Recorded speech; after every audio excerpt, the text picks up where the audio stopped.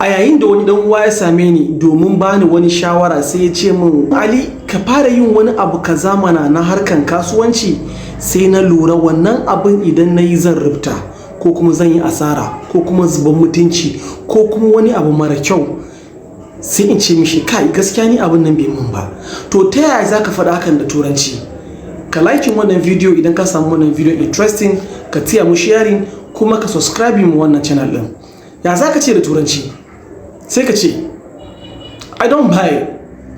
I don't buy it. I don't buy it. I don't buy it. I don't buy it. I don't buy it. I don't buy it. I don't buy it.